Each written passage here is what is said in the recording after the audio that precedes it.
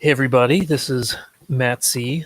I'm here with Dr. Lore, and we're going to be talking about him and his wife Serena Sketches' Death Ray of Dr. Vindictus. Just went live today on Indiegogo. Pretty excited about this. It's been a long time coming, hasn't it? Dr. Lore.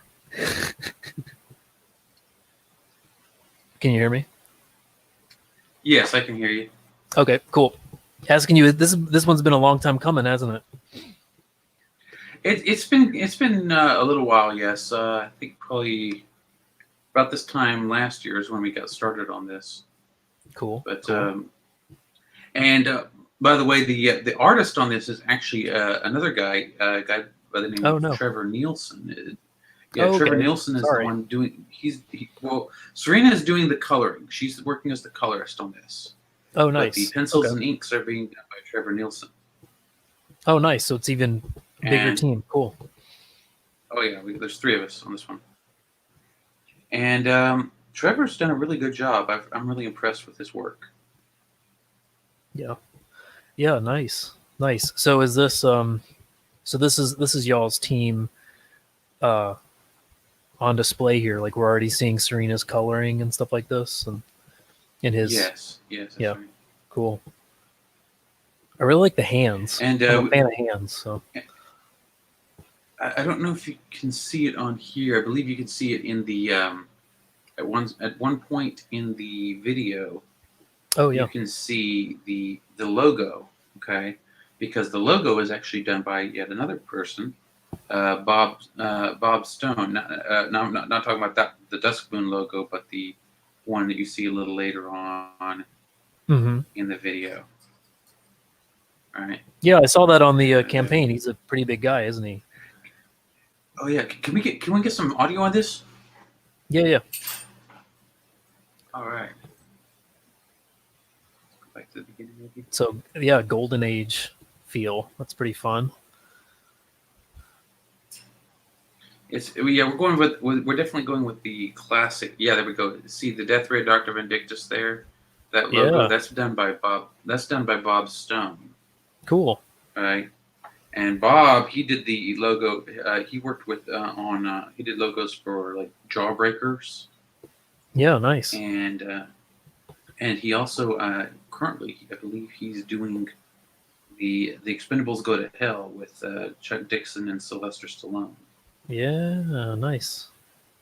So that's who we got doing our logo there. Cool. So let me go back. Bob and I are actually working on a couple other projects together that are in the works. We've got a series called Pendulum that we've been working on. So tell me a bit. Tell me a bit about your perks. What's going on with these? Okay, so we have 5 basic ones. One of them is the no frills. You're just getting a copy of the comic book. That's $10 plus $6 of shipping if you're in the U.S. 20 if you're overseas. And of course, the shipping. You know that the shipping is always the big thing, especially when you're talking international. Yeah. Then we have no frills double. That's basically 2 copies. $20 you get you 2 copies. Basically, it's just a double of the first one, right? Third perk we have is the signed copy. You're getting 1 copy, but it's signed. Okay. Nice. And there's a limit. Is that everyone signing it? Your whole team? No, that's just me signing it. Cool. Unfortunately, not all of us can do it. Logistically, it would be very difficult to do that because, well, one of our team members is actually in Afghanistan at the moment, so that would be kind of difficult to do. Yeah. Then the last 2 ones, there's actually 1 of each, and we can only have 1 person claim these. Okay, so once one person claims 1 of these, nobody else will be able to claim it. Okay, it's kind of first come, first serve. And it's in the comic. There's 2 places you can be in the comic. There's one point where you can be a background character in a ballroom scene, and this is like a 1930s charity ball. Cool. Right? High society type ball, right? And then the other point is that you can be one of the goons, one of the guys great working idea. for Dr. Vindictus. There's one scene where you see Dr. Vindictus with several of his goons, and you can be one of those goons. Excellent. We've got several people in the chat. Hey, Flyfox Pro. Hey, Matt Reese. Hey, Christina Lynn. Kino Subway. Appreciate you coming by and checking out Dr. Lore and Serena's. And I'm already forgetting the third. Who's your penciler and inker again? I'm sorry. Trevor Nielsen. Trevor Nielsen. And cool. By the way, that's Nielsen with an IE, not EI. So it's Nielson. Has he been going around these indie comic circles for the past couple of years? Like, will we have seen him on? You might have. I'm not 100% certain. If you go down to, let's see, he's done a few other things. He worked with someone named Batten Latch on a comic called Supernatural Law. He did backgrounds on that one. Oh, neat. Yeah. He's also got a Joan of Arc comic that he's been working on. That was not done yet. But he's been working on a Joan of Arc comic called The Lily Maid. Cool. Yeah. I like his style. It works well with the time period you're going for. He does backgrounds well. Oh yes. Objects. Yeah, we're definitely going for the golden age look. We're even going to be doing this on newsprint for this comic. That's not something I think I would want to do with every comic I'm doing, but for this one, I felt it was appropriate. Mm-hmm. Who's this tall dude right here? Is that anyone? Well, that is the yard sale guy, but yes, he is based. The look of him is based off of Doug Tenaple. Yeah. Okay, cool. I was just wondering. So, yes. Figured I'd ask you about that. That's right. I'm sure he appreciates that. Yeah, cool. Well, we launched it. Go ahead. No, you go. Oh, I was just going to say we launched about 6 a.m. this morning, so we've been going for about 10 hours now so far, and so far we've managed to get about 2%. Still need a lot more to go, 98% to go, but I think that's a pretty good start considering the fact that we haven't done any really big streams on this yet.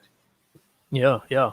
First of many right here. Appreciate you reaching out and let me chat with you. So the story, we've got a comic book at a yard sale is found, and this boy finds himself drawn into a world of caped heroes, evil villains, and a death ray that is powerful enough to destroy a city. The story will be printed on newsprint, as he said. Yes. Cool.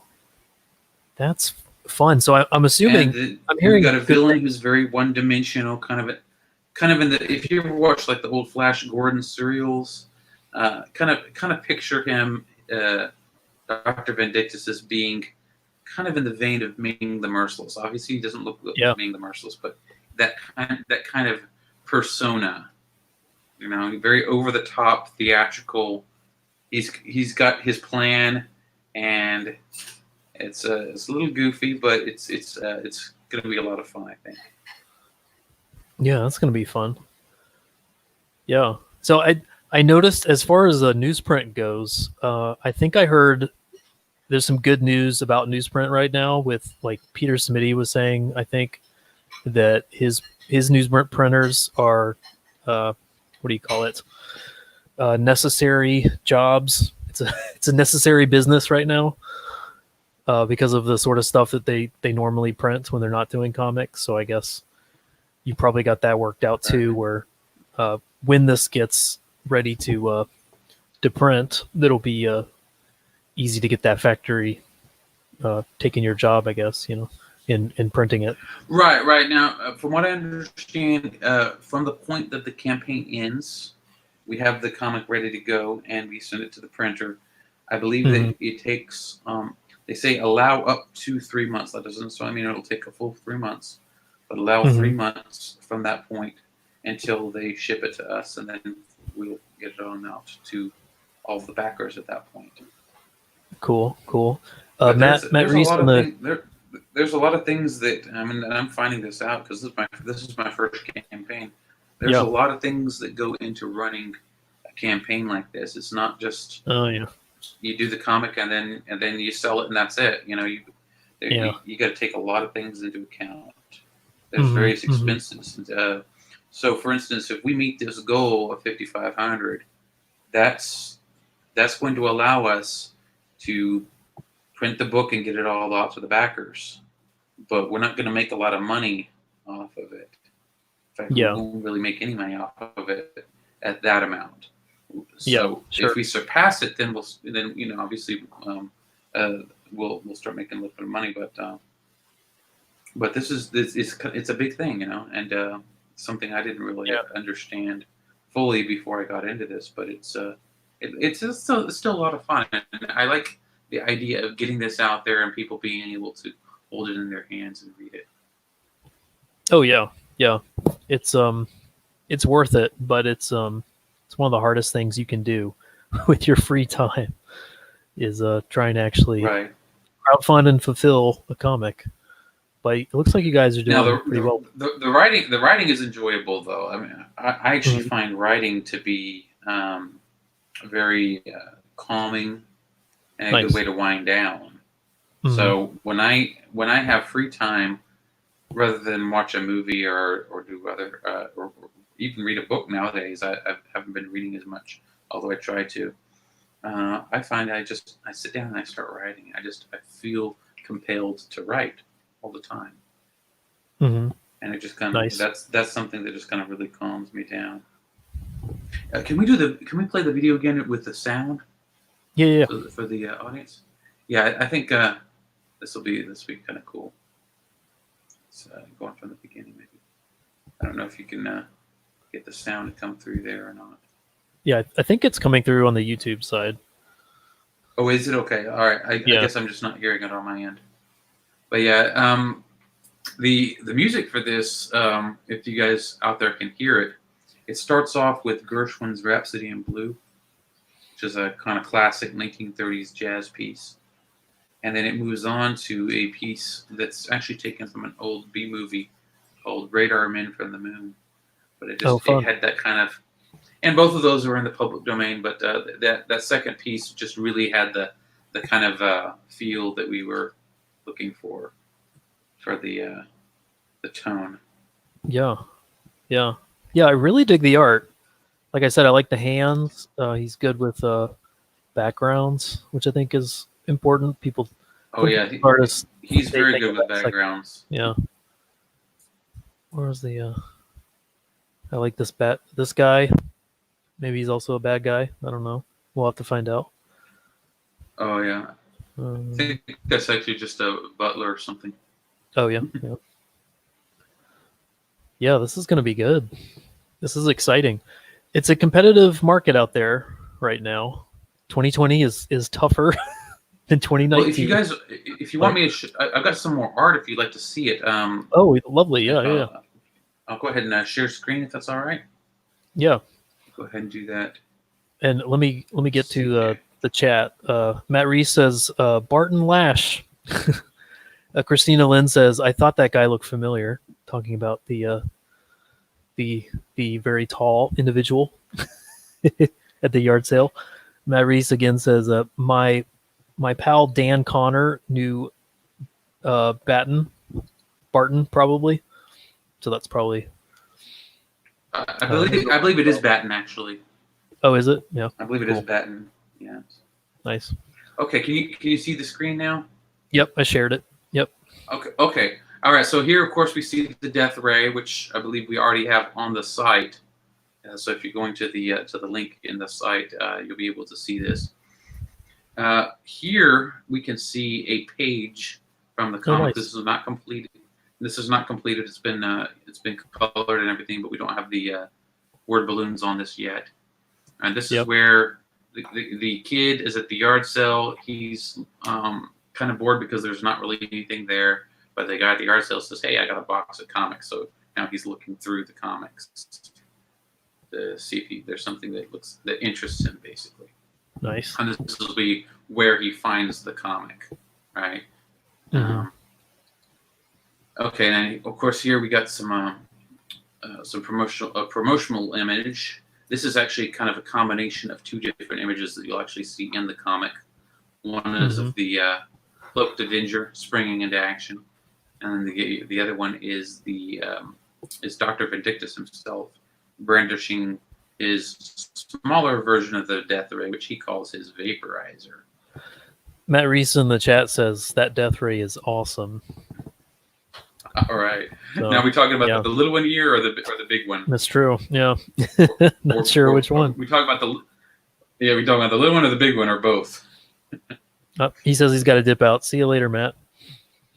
All right. And of course, now here we see a scene. Beautiful. This is from early in the comic, and this is a high society ball, like 1930s era. And for those of you who are interested in, if there's anybody out there who's interested in being drawn into the comic, the panel on the lower left there is where you would be drawn in. Oh, cool. Just as someone in the background chilling. Yeah, fun. All right. That's great. And here we go. Yeah, here's where we can see the Cloaked Avenger kind of springing into action, kind of from that other piece earlier. This is where he's getting the call. He goes out. He gets in his Cloaked Avenger outfit, and then he springs into action. Right.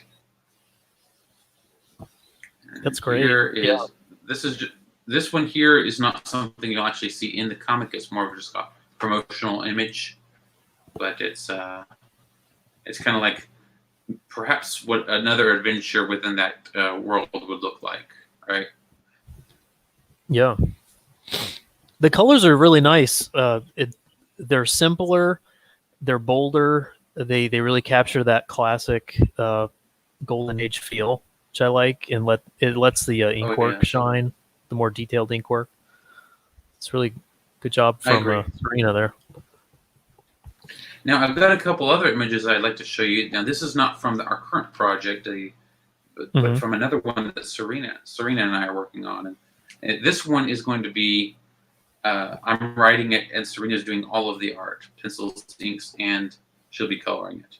Now, this one here is not colored yet, but this is going to be what the cover will look like for the very first issue of the Duskbringer Saga. Yeah. The Duskbringer Saga is, in fact, if you see my icon when I'm talking on here, I actually have Nox, the character here, as my icon currently. Nox there is the main character, and he's a wood elf of a tribe that lives in the plains called the Tikwanwatik. And fun. Now in my world, the various wood elf tribes, I've based them off of various Native American tribes. Sometimes could you zoom in just a bit more, even, so we can get a good gander? If I can find the zoom here. Okay, there we go. Nice. See it maybe a little bit better there. So this is something. This is the first time this has been talked about, right? Like, this wouldn't be something that we would have seen previous live stream. I may have mentioned it. I may have mentioned this before in a live stream because we've been working on this for a few months. But what we have from before was older stuff. We hadn't gotten as far. We now we have several pages of sequential art on this one. We have about at least 5 pages that are completed on this one. But before, we mainly had some conceptual art, just kind of the beginnings of the idea. But here you can see three of the main characters that appear in the first issue. Nox, like I said, is the one in the middle here. He's the hero. The one on the right there is a girl named Jaya. She's kind of a girl he's interested in his tribe. And then on the left-hand side, you can see a character named Itzelo. He's from a race called the Balam, which are like cat people. Cool. Christina Lynn in the chat asks, is Serena coming? Oh, well, we have really bad internet. In fact, I may have cut out once or twice already on this stream.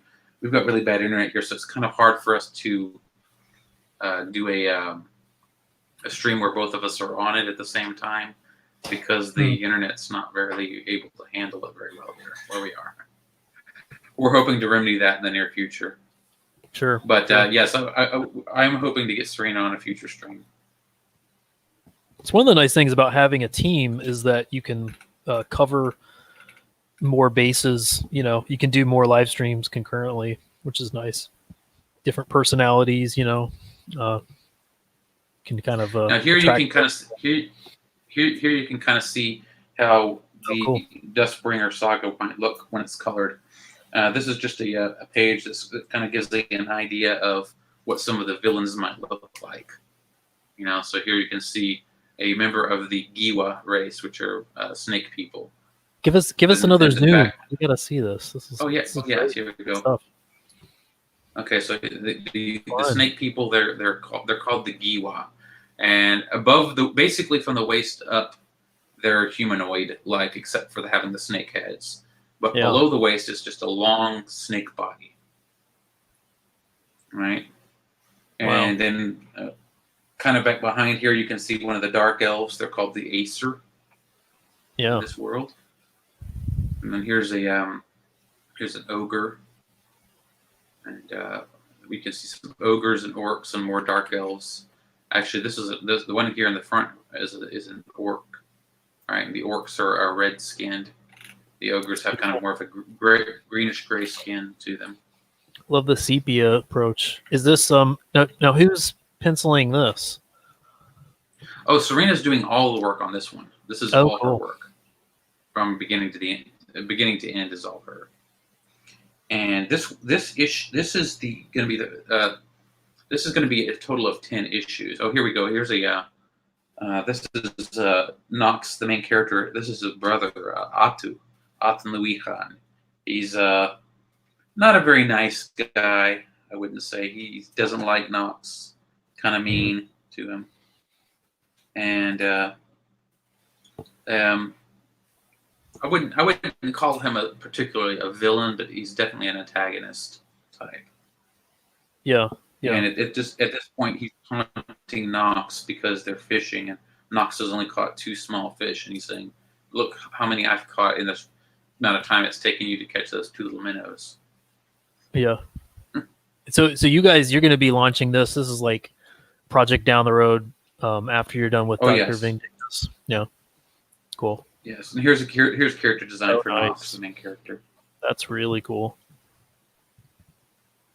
And like I said, he's from a tribe that I've based on kind of some concepts of Native Americans that live on the plains, right?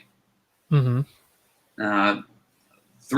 There's 3 other cultural groups within the Wood Elves in my world. There's a girl that will show up later in the story who's from a tribe called the Nasa, and they're a desert-dwelling tribe that are largely based on the Anasazi or the Puebloans, right? I know a lot of Puebloans don't like the term Anasazi because I believe that one comes from the Navajo. That's the Navajo name for them. But cool. A lot of the people whose ancestors actually came from that, they prefer the term Pueblo, although that word actually comes from the Spanish, so we don't really know what they called themselves. But the Nasa in my story, they're largely based on those desert dwelling tribes that lived in cliffside dwellings. I'm loving the lore. This is great. Oh, I've spent about the past 4.5 years developing lore on this world. Nice. I have a total of 25 distinct races, about 35 different cultures within all those races. So, for instance, with the Wood Elves, there's 4 distinct different groups of Wood Elves. There's 2 distinct different groups of dwarves, 5 different distinct cultures within the humans. And most of the rest of them, it's more of a one-on-one thing. Mm-hmm. But I have a lot of different races. I have a frog race, well, more of a toad-like race, I should call them, called the Pruska. And each one of them, I actually have like over 250 pages just describing what the cultural norms are for each of these races. Yeah, it's fun to to figure that out, like you've got the story world component, but then figuring out like what sort of narrative you want to tell within that is like a whole nother Right. part of your brain you got to use, and it's fun. Like you guys are good at figuring out both sides of that, and it's yeah, it's like a double challenge. You know, you got to tell a story, but you also have to have it be a world that's lived in, that feels realistic or interesting. You know, and a Right. place you can already kind of go to in your imagination. It's cool you're able to do that. One thing I really enjoy with building worlds like that, world building, is drawing not just on mythology, but drawing on lots of different things. Drawing on mythology, drawing on history, drawing on anthropology even. So, for instance, I have in the world, I have one group called the Aishida, which are basically the fairies, right? Cool. And while I do draw a lot on the Irish lore for fairies, you know, I don't just draw on that. I pull from other areas as well. And so when I wanted to come up with a like a rite of passage for the young fairy males when they become men, basically, instead of like pulling from something from Irish lore, I actually looked at the Hamar tribe of Ethiopia and one of the rites of passage that they do, and I modified it. Of course, I didn't take it exactly as it was, but I used that as kind of an inspiration for building that. Yeah, cool, cool. So like the young Hamar males have to run across a row of bulls. Instead, I have the young fairies. They have to run across an enclosure filled with wild boar. Right. That's fun. Yeah. Real quick, do you have any more stuff? Because I don't want to neglect your Death Ray of Dr. Vindictus. Because we can talk about this all you want. But let me go ahead and stop the screen here. That's actually all the art I had to show at the moment. But okay. Yep. Oh, how many pages? Is this? What's the other specs? Just so people know what they can get. Okay, so the overall comic we're looking at is it's going to be 32 pages is what we're looking at now. 28 pages is the actual story, and then we'll have 3 or 4 pages of extras. So it'll be a 32 page. It'll be a 32 page comic. The actual story itself, though, is 28 pages. Okay. Nice. And this one is a one shot. So that means that the entire story, it's not like issue 1 of several or anything like that. This is the entire story is contained in the one issue. Right. Nice. Unlike the Duskbringer saga, which is going to be 10 issues, each one 30 pages long. Sure. Right. Sure. Yeah, and that's a good price, $10. You know, that's I think people are realizing. Well, it's harder to sell a more expensive book. I think so. People are finding different ways. It sounds like newsprint is one of y'all's ways, and just the managing expectations in terms of costs. And going forward, like for instance with Duskbringer, I don't think we'll use the newsprint for that one, just because of the different. It's a different type of story, and we're probably going to want more of a kind of a glossy, more modern feel to it with that particular one. So as a result, that one might end up costing a little bit more. Yeah, sure. But hopefully we'll be able to keep the costs from being much higher. Yeah, it looks really good. I mean, both of y'all's projects. It's fun to. I mean, you guys have been working on stuff in the background for a bit, and it's neat to see you put something out there for the market. You know. Well, I've actually written it just in the past couple of years or so. I've actually been working on a number of different projects because, I'm not an artist. Okay, so I can't draw to save my life. If I was to try to draw this, it would look like maybe a 5th grader try to scribble it out or something. I'm a writer. Yeah, I write, and that's what I do.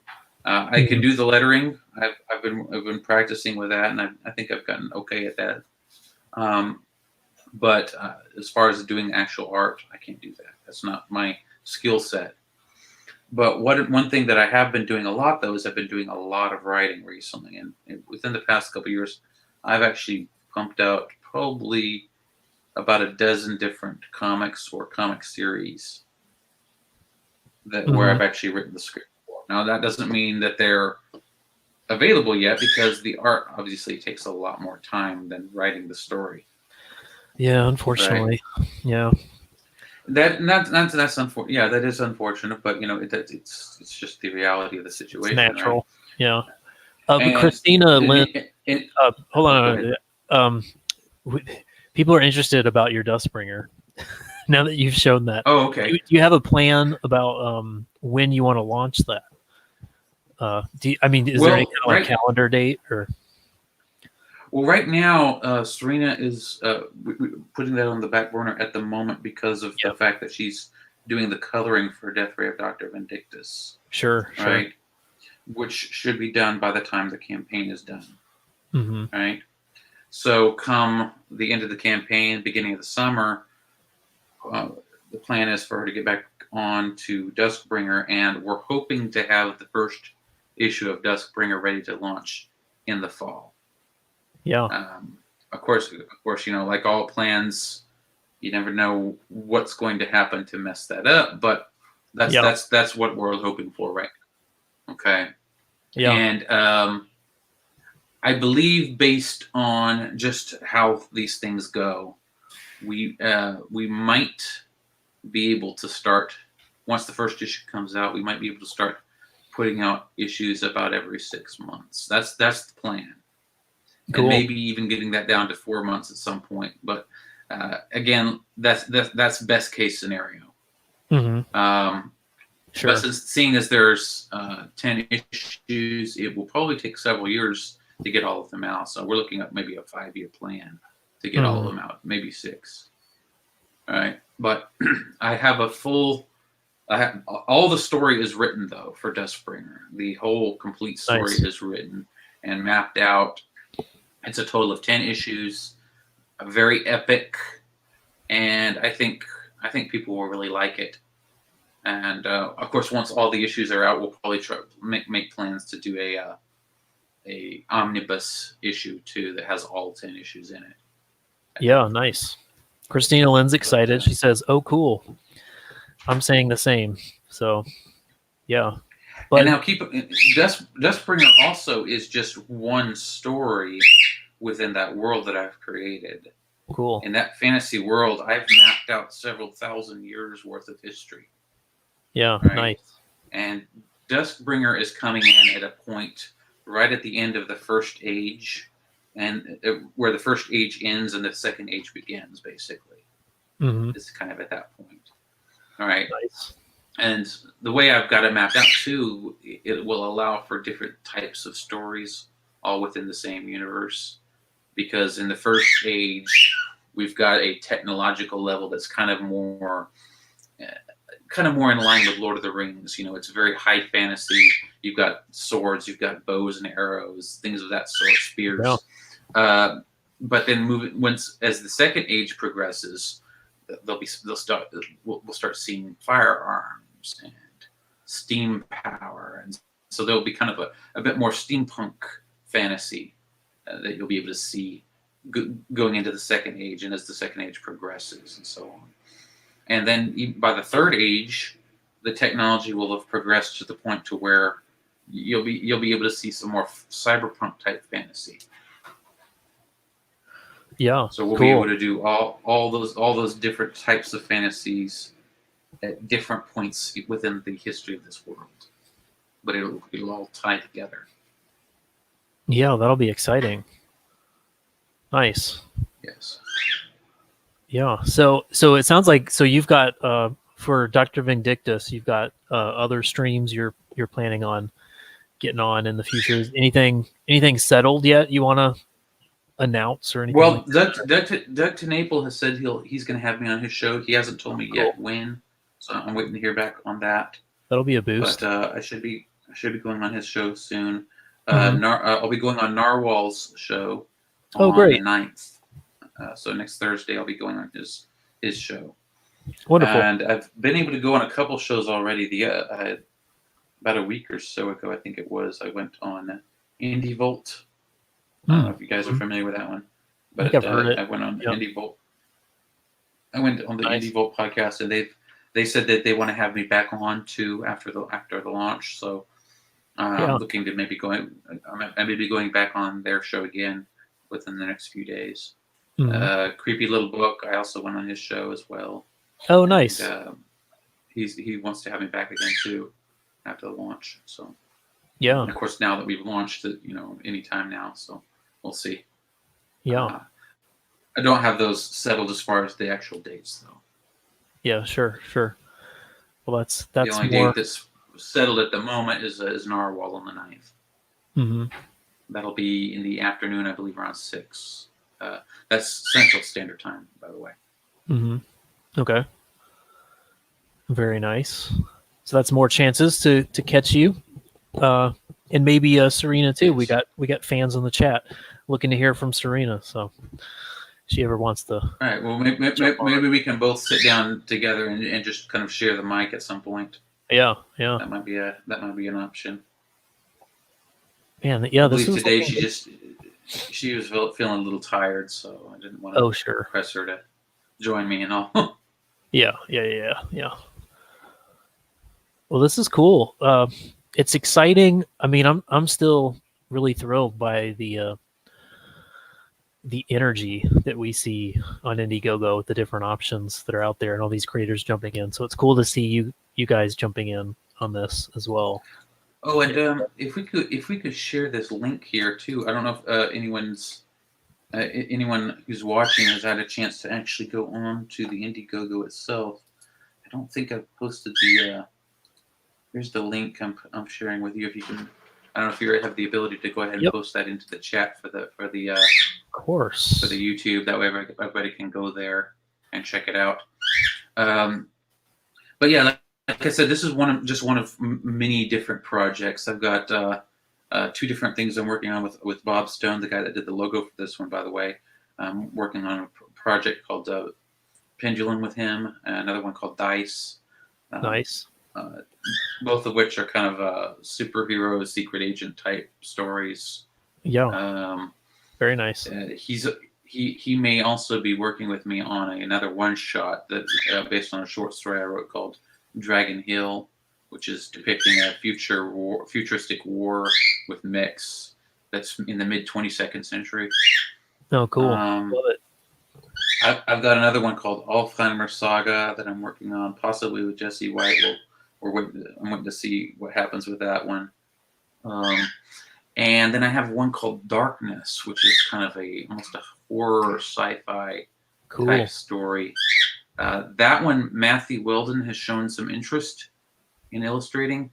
Oh, neat. I haven't got it nailed. We haven't got the details nailed down on that one yet, though. Mhm. But I'm hoping that in the near future his schedule frees up and he's able to work with me on that one. Yeah, nice. Is that a parakeet in the background I hear? Cockatiel, actually. Okay, Cockatiel. yeah. Man, there's a lot of people. What's his name? Who's that guy? There's like 3 or 4 people that seem to have birds. Oh, right. Well, Serena's actually the bird person. I never actually had a bird as a pet before we got married, but she's always had them. She loves having birds. She used to raise cockatiels, and for a while there, we even had an Amazon parrot. Oh, cool. Nice. Well, this is cool. It's nice. It's nice to hear you've got a lot of irons in the fire, and this is a particularly fun one. I was happy to. Well, the very first scripts that I did for comics, it was actually based on a novel that I wrote. Yeah. I wrote a novel called Phoenix Ashes. It's not published yet. I'm still waiting to hear back from a couple of publishers. I may eventually decide to just self-publish it on Amazon, but I've been trying to go the traditional route first, just to see if that works. But I wrote post-apocalyptic story called Phoenix Ashes, set in rural East Texas after there's been a nuclear war. Mm-hmm. And that one, I actually turned into a series of scripts for comic book series. And that one, the scripts are already written as well. But I don't have an artist lined up at the moment. Serena was originally going to do that, but that's before we started doing the Duskbringer saga, and we decided to go with that one first. So she may still do that one after Duskbringer is done, which would be years down the road, or I might find another artist who's the right fit. But that one is kind of a, like I said, it's post-apocalyptic, set in rural East Texas after nuclear war. It's going to be 7 issues of that one, each of them about 30 pages. Cool. Nice. And then I'm also working with Jeff Lasley on another one, an alien abduction story called Eridani, and that one's about a college football team, along with some cheerleaders and a band that are all on a bus together, and they get abducted by aliens. What? Okay, so I have a question about timeline now, in terms of your productivity. Okay. So you guys, I feel like we hung out a bit, and it might have been in 2018 even. I'm trying to remember where. It was like a Doug to Naples stream, and then a couple things on my show. But it was like a while ago, and I know you guys were kind of chipping away at stuff, and now you've got so many stories now. So did you just kind of was there kind of like a decision where you were like, I'm going to really start finding teammates and kind of working and producing stuff and getting it on campaigns now that you like? Well, yes. No, initially I was just looking at doing turning my novel into a series of graphic novels. Sure. And Serena was going to work with me on that one. But then as she was looking it over, she said, she told me fantasy is more her bread and butter. Right. And she's not used to doing post-apocalyptic. So she's like, for a first comic, it makes more sense to do a fantasy. Yeah. So I was like, yeah, that actually does make a lot of sense. And I had actually already been building.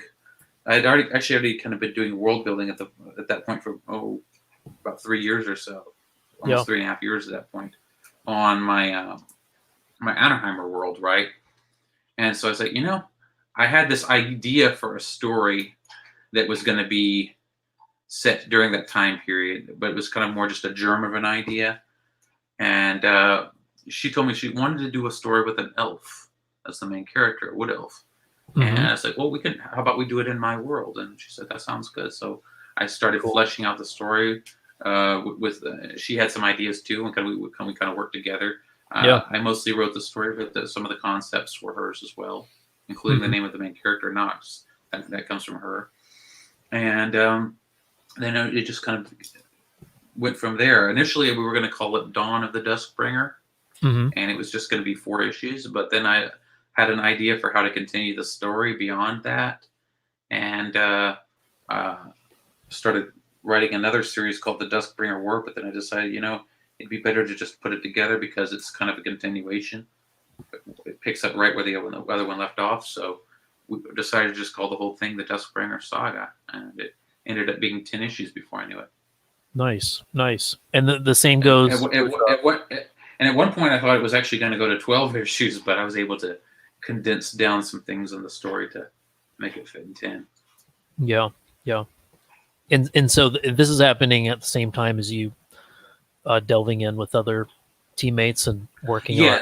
Yes. Now, we'll see. Several years ago, I actually published a collection of some of my short stories, about 4 of them.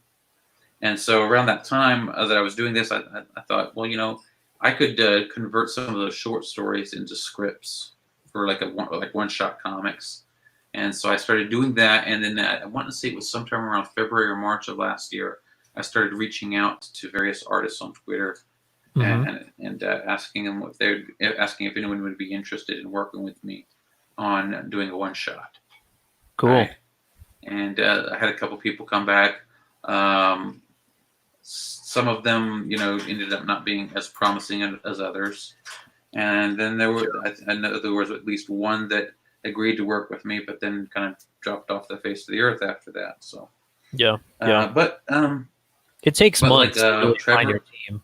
Oh yes, well Trevor was like a diamond in the rough, so to speak, when it came to that, because he's had a very good work ethic and he's been able to pump out pages at a very decent rate considering. Mm-hmm. And in less than a year, he pumped out a full 28-page comic, and that's Yeah. with him still.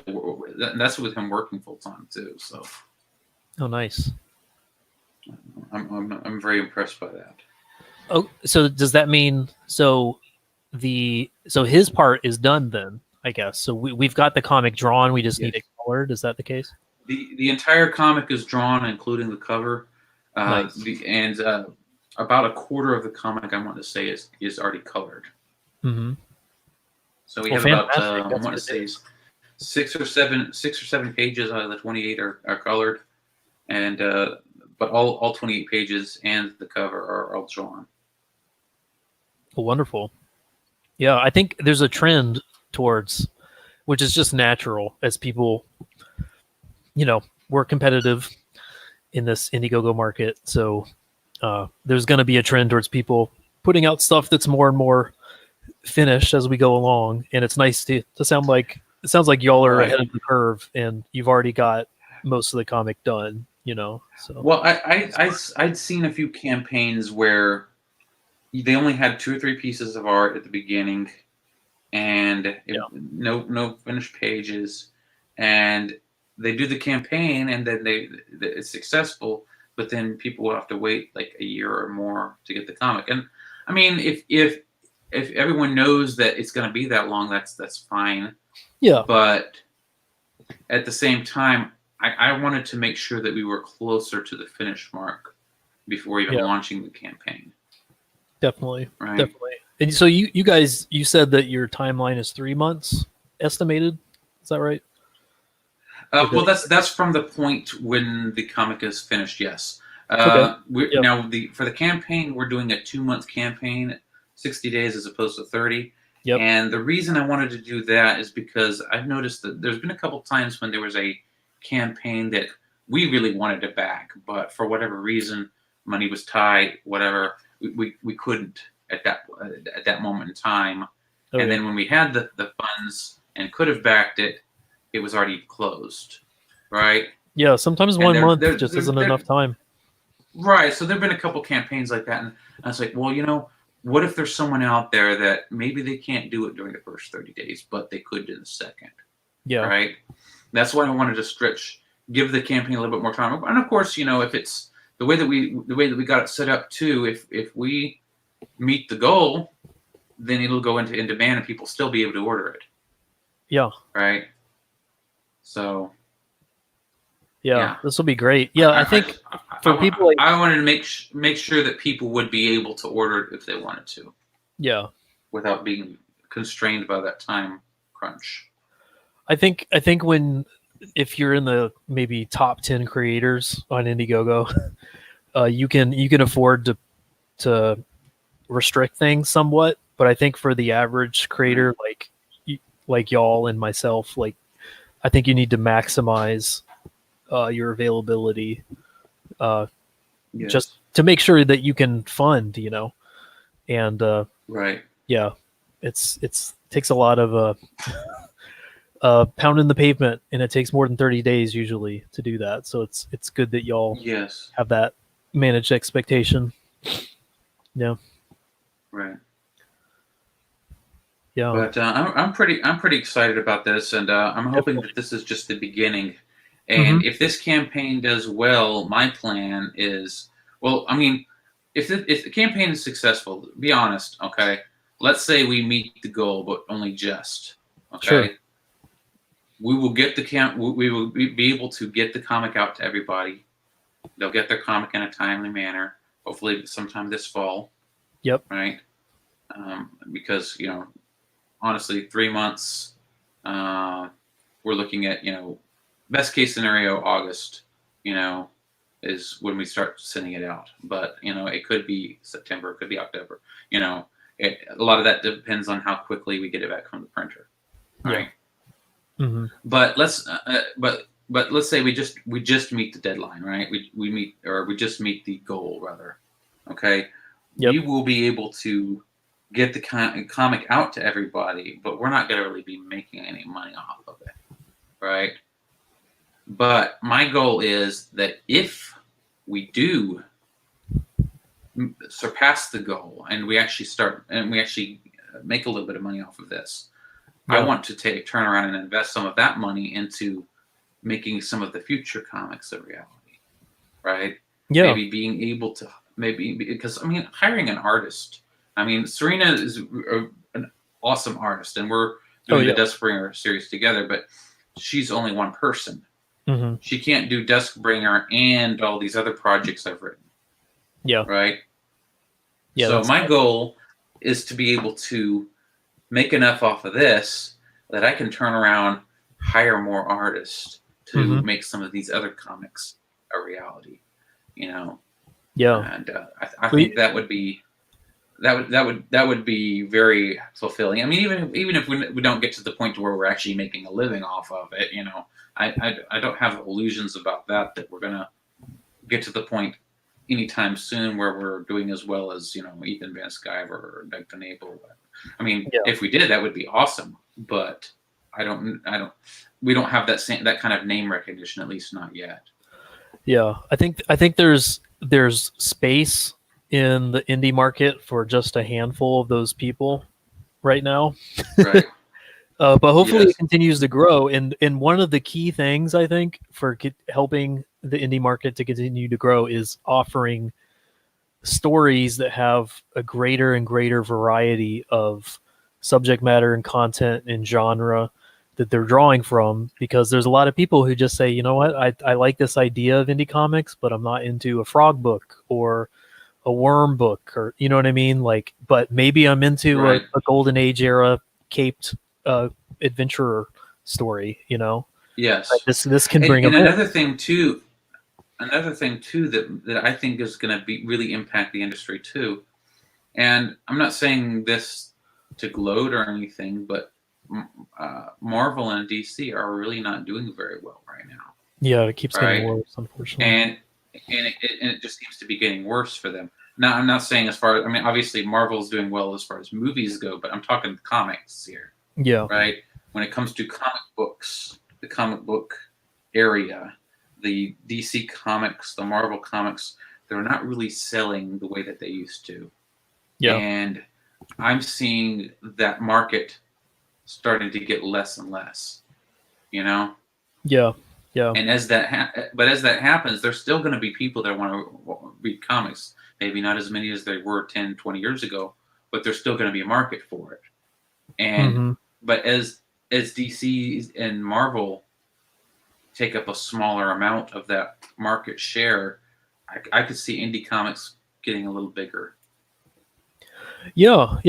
And even in the and it may not happen exactly that way, but one can hope that obviously I don't get me wrong, I'm not hoping that DC and Marvel fail, right? But what I'm saying is I'm hoping that if the trend continues with DC and Marvel, that at least it will give other artists give other comics maybe a chance to shine too. Yeah, and I think particularly right now, the economic factors that are crippling, the local comic shop market,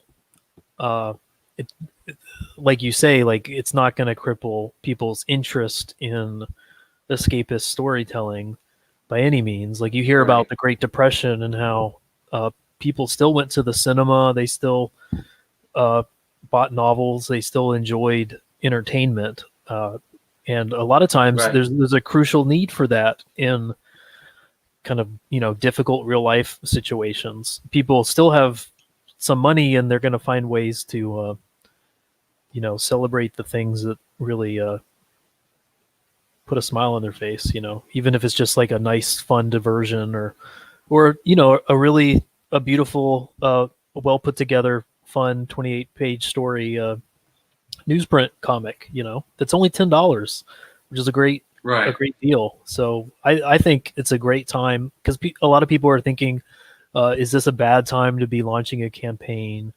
But I mean, on one hand, if you could ask yourself that about any period, and you'll just never launch because right now too, you've got a lot of people that are stuck at home too. So what are they going to, obviously they can Netflix and chill, but I mean, this is the ideal time to be reading too, Yeah. People want constructive uses of their time. This is a good way to do it. But just jumping over to the chat. And of course, if they order something to read right now and it's this, they're probably, by the time they get it, then maybe they won't be in this situation. But it's going to be on people's minds probably. Yeah. I want to jump over to the chat. Say hi to some people real quick. We got Rob Muerto. Hey, buddy. He's, I think it's like midnight for him right now. He's all the way over in Europe. And people are asking, so Doug Tenable, he's doing the puppet shows these days. You might have to go hang out with puppets to get on his show. How are you with puppets? Do you have experience with puppetry? Well, I've actually did teach myself ventriloquism back in the day.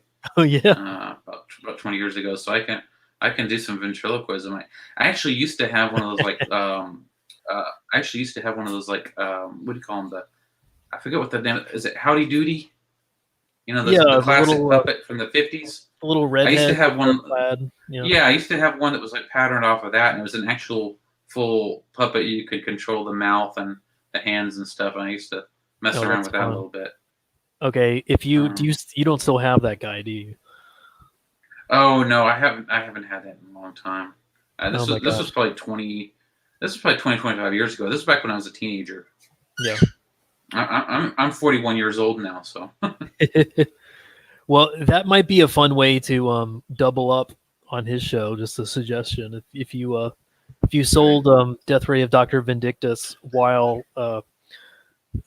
throwing your voice into a puppet, could be pretty fun. I don't know. Oh right, I do still have I think I do still have a couple of small puppets, but nothing like nothing on that level of intricacy.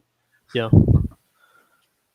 Well, this is this is exciting. Well, the trick about ventriloquism, and this is something you can actually learn to do ventriloquism in a fairly short amount of time if you know the tricks to it. The trick is that there's certain letters or sounds made in the English language that you cannot make without opening your mouth. The trick is to substitute other sounds for those sounds. Oh, sure. Yeah. Right. Okay.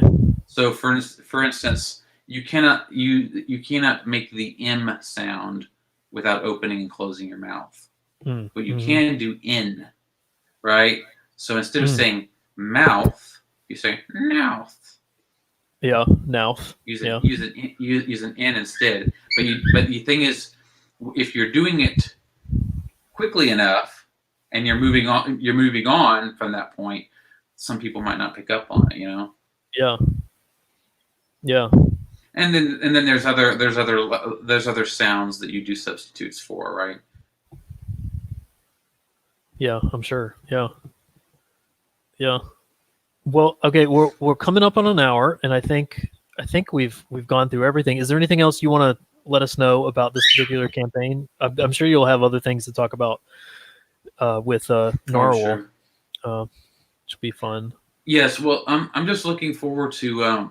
I really hope that this one takes off and does well. I think we're doing pretty well so far, considering the fact that, 2% doesn't sound like a whole lot, but it's been less than 12 hours. So yeah, it's something. Yeah, on a 60-day campaign, that's not a bad start. Yeah, it's going to take a hustle. It's going to take a hustle every day, but you've seen it done for a couple years now, at least. Right. I'm sure longer than that. So. Well, I think the one thing that could really help this campaign succeed is those of you listening. If you like what you're seeing, and you want this campaign to succeed, Yeah, support the campaign, but don't just support the campaign. Share it around. Share it on your social media, and let other people know about it. Because the more, if each person tells all their friends, and then even a fraction of those friends tells all their friends, and so on, we can build this thing and make it happen. For sure. Yeah, it's a visibility game, It's just a matter of percentages. Exactly. The greater visibility you get, which is why we try to get on shows like this. Yeah. Right. So it's smart. You know the plan. Just got to trust the plan. Keep up with that. So yeah, wish you the best. I'm glad. I think I'm backer number 3. So I'm looking forward to this getting funded, and I'm looking forward to future projects that you guys are doing together, because that looks like fun too. Oh yes. Well, I'm hoping that this is just the tip of the iceberg when it comes to future campaigns. Yeah. So I'm hoping that if this one is successful, that you'll be seeing a lot more of me. Yeah. And of course, just put things in perspective. This is a golden age comic that's very much on a PG level. Okay, there's nothing. It's like a kid can pick this up and read it. So, but let's say that's not your thing. So let's say you want something that's a bit more dark, right? Well, the Duskbringer saga is definitely a lot darker. Okay, it's going to be more level M for mature level. Mainly for violence. Because of the fighting and so on that takes place in it, and but it's. I mean, so there's going to be that as well. So my future campaigns, will probably run the gamut, between those two extremes. Yeah. So like, there's even a superhero story that I'm working on, which will probably be more along the PG-13 level ish. Kind of like what you might see in a Marvel movie. Yeah, sure. A bit stronger than what you're going to see in Death Ray of Dr. Vindictus, but maybe not quite on the same level as Duskbringer Saga, right? Yeah. I'm loving. I mean, everything that you pitched on this stream has been pretty exciting, and I feel like everything is reaching to it's trying to broaden the current market, which is important, I think, and just kind of business savvy to be doing that. You're not directly competing with anyone with those kind of stories, which is smart, I think. Christina Lynn in the chat says PG is good for me, so it's good for me too. Right. So that's good that you're covering that. Yeah, I should have asked you that earlier, because that is something people wonder about. I would say probably, in terms of content, this one is probably my tamest one. Yeah. This one here is probably my tamest one, at least so far. Now, one thing I might do with this, and this is something I didn't even think about this until someone on Indiegogo asked me about this last week. They asked me if Death Ray of Dr. Vindictus could become part of the series. And I hadn't really thought about it up to that point, but it's possible. I might end up doing a follow-up to this. It wouldn't be exactly the same. Well, without going into spoilers too much, let's just say the comic book is a magic comic book that can draw you into the story. But because it's a magic comic book, the story in the comic book itself could potentially change. And so when the comic book moves on to a new location, the story in the comic book could change to something else. And so you could have there could be another story that's a little different, but where it's the same comic book. The comic book would be the kind of the unifying, magic comic book would be kind of the unifying element for such a series if I do that. Oh, that's like a fun I said, idea. I haven't done that yet. I haven't, but it's after someone asked me about that last week, I'm kind of liking the idea. It's kind of like it's like Jumanji with comics, in a way. Yeah, I could see. In fact, someone actually pointed that out last week. I hadn't thought about that when I was writing the story, but there is kind of there's kind of a Jumanji-esque element to that.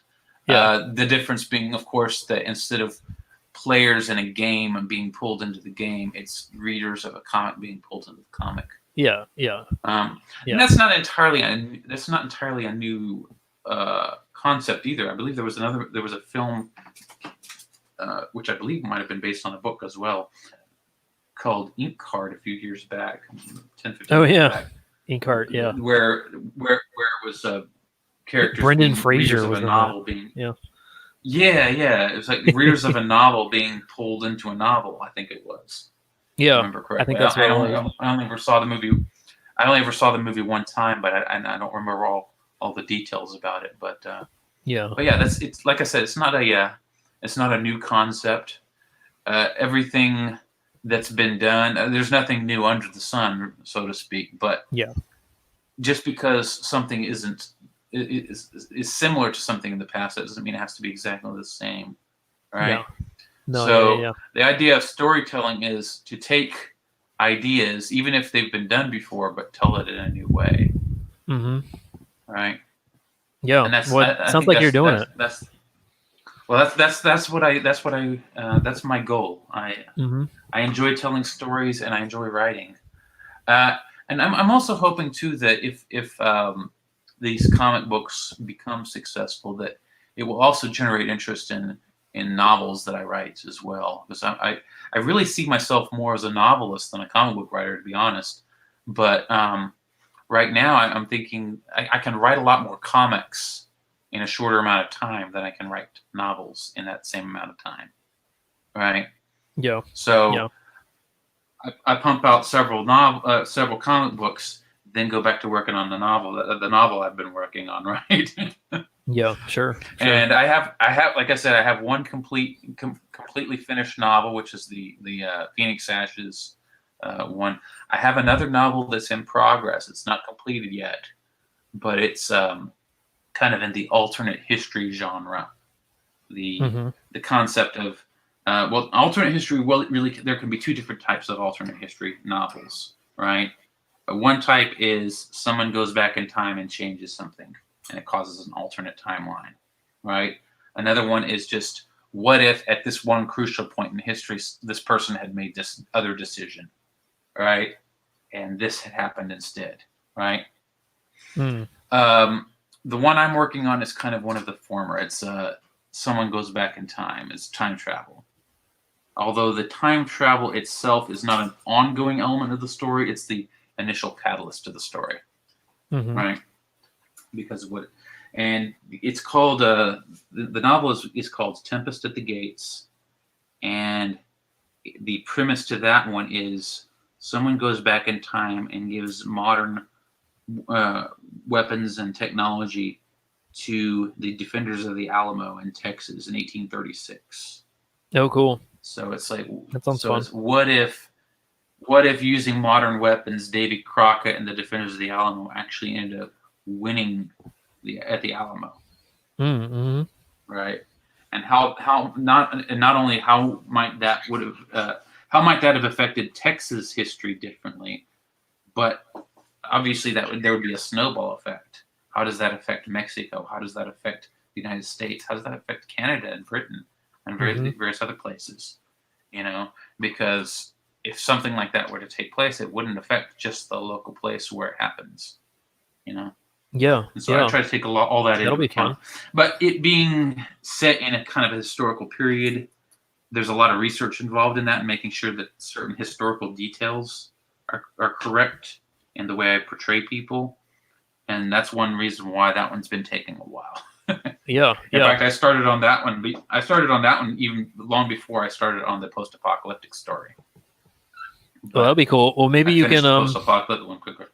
There's a lot of I'm sure print to order kind of a novel website kind of things too. Oh, print on demand, right? Yeah. Well, there's a couple of those. There's actually a few, but those main ones are Lulu and Amazon. Yeah. And I find Amazon to be a little bit better in terms of the cost to the consumer, right? Yeah, Lulu has more options as far as the trim size, and with Lulu you can even do like hardback books with the dust jacket, so that's kind of cool. But I found that with Lulu, even though sometimes the end product looks a little nicer, it's also sometimes costs a bit more too. Yeah, right? yeah. I'm going to interrupt you to jump over to the chat, and then unfortunately, we have to wrap it up. But okay. Christina Lynn says, I like the Inkheart books. The movie was pretty good, except they tried to end the story after the first movie instead of adapting the trilogy. And Flyfox Pro says, I prefer stories where people go into a fantasy world rather than the fantasy world comes into ours. Yeah, I can understand that. Oh, right. Yeah. Yes. Yeah. But it's so, I'm excited about all the stuff that you're putting out, and it's neat. This is the first of many projects that you've already got underway in a way, various levels of development. So it's cool. Like, you've been around for a while. You're OG, and so's your wife. Right. So it's cool. It's cool to be able to back you guys and to see what sort of projects you put out. So with that, well, 60 days to go, guys. Yeah. I think you just gotta pound that pavement. It's the visibility game. You understand it very well. So I think that's one of the great things about tuning into these streams from way back is that we've consumed so many hours of how to do it right, how to not do it right. So we're pretty well educated on how to do it. It's just a matter of doing it now. So, and you're doing it. Y'all are doing it pretty well. So, yeah, one way to not do it right is to to spend the money on other stuff and then not deliver the book that you've been paid for. Yeah. Yep. It's not not your money. Quite recently. Yeah, it's the printer's money. It's you're a steward of the project. One thing I will throw out there, I have actually set up a separate bank account just for the campaign. Just for these campaigns.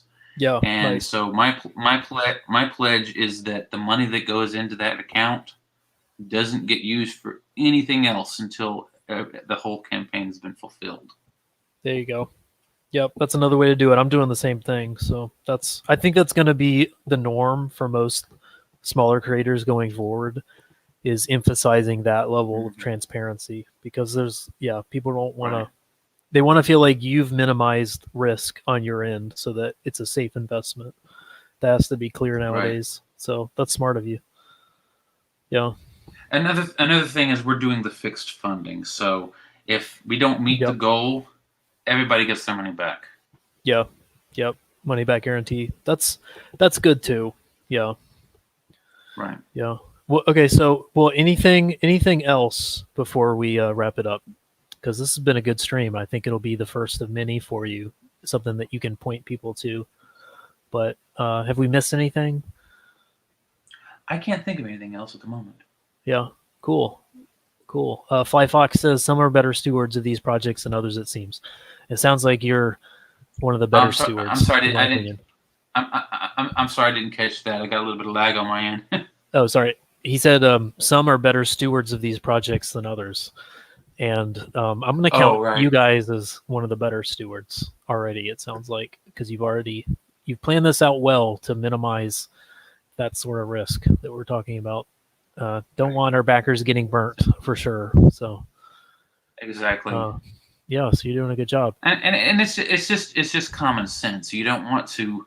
I mean, if you want to move forward and you want to do multiple campaigns, you don't want to do a campaign. You don't want to make a bad name for yourself, because then nobody's going to want to have anything to do with you. Yeah. If we're in it for the long run, if we really care about this avocation, we need to treat people with utmost respect. That's the whole point. It's the whole reason we showed up in this community to begin with. Exactly. Well, we'll wrap it up here. Thanks everyone for hanging out with us. Most of you guys, it's very, very kind of you to be hanging out at all on my stream, much less for an entire hour. That's very kind of you. I will mark that up to the quality of this Death Ray of Dr. Vindictus. So go ahead and check it out. I'll put let me put the link just one more time in the chat. Flyfox says if Serena is involved, it has to be good. I concur. Yeah, $10 for the no frills. The story's already drawn. It's just being colored. The cover's done, everything. And yeah, looking forward to updates on this. Continuing to see more content and seeing y'all on the upcoming streams. Yeah. Right. So that's it for this stream. Thanks, guys, for tuning in, and we'll see you on the internets later. Bye. Bye.